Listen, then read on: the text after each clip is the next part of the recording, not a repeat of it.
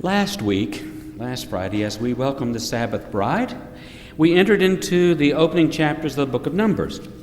As you may recall, the book of Numbers begins with Moses taking a census of all the tribes of Israel, with the exception of the Levites, for the purpose of establishing a military structure for both the protection of the people, but most especially to protect the sacred Ark of the Covenant, sort of like Indiana Jones on a mission from God. Well, this week, we explore the next section of the book of Numbers called Naso. This portion addresses several issues. One is the rather humiliating ritual of the suspected but not proven adulterous wife called a sota. If you're interested in hearing more about this, you'll have to come to Torah study in the morning. Additionally, the requirements for someone wishing to pledge themselves with a vow of the Nazir, Neder Nazir, or the Nazirite vow, is described. But what caught my attention this week was a connection between the opening event in this portion and what we find later in the portion called the Birkat Kohanim, the threefold priestly blessing. As I mentioned previously, in last week's Torah event, Moses was occupied with the very involved process of taking a census of all the tribes. This week, the three Levitical tribes who are exempt from military responsibility, B'nai Gershon, B'nai Kohat, and B'nai Merari, are now counted. As you might expect, the Torah goes into considerable detail about the counting and about their responsibilities, so I won't. But what really ignited a spark in my mind was the word which gives this week's Torah portion its name, Naso. It means to lift up. It also, in this sense, means to be counted.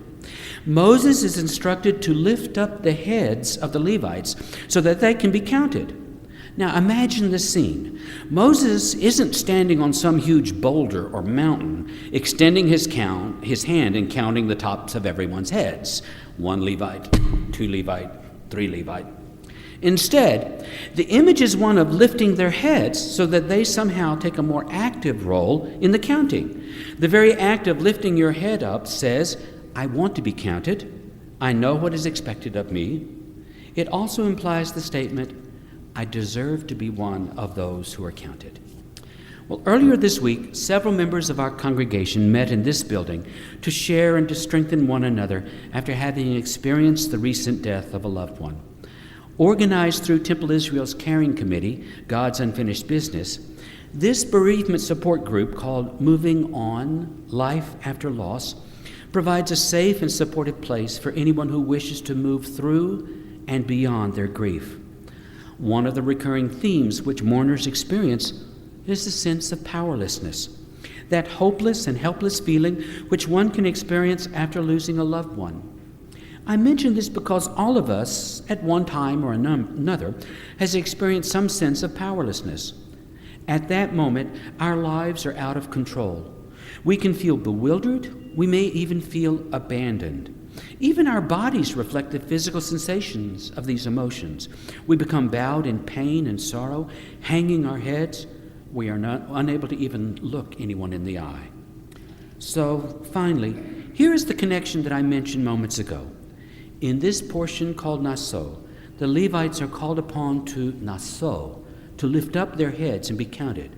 For the members of our Moving On group, they too will, at some point in the near future, God willing, be able to lift up their heads, which have been bowed in sorrow, and say, count me in.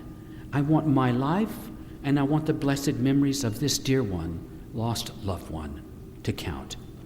But we have this same opportunity to lift up our heads and be counted for a blessing. And as partners with God in the repair of this world, we can also help to lift up the heads of those for whom life has brought pain and sorrow, a life that has bowed them in tears. As I mentioned, this portion also offers the famous threefold blessing. In it, we invoke the divine presence of God in our lives for blessings, most especially the blessing of peace. In the Hebrew, the text of the threefold blessing says quite literally, may the divine face of Adonai be lifted up to you.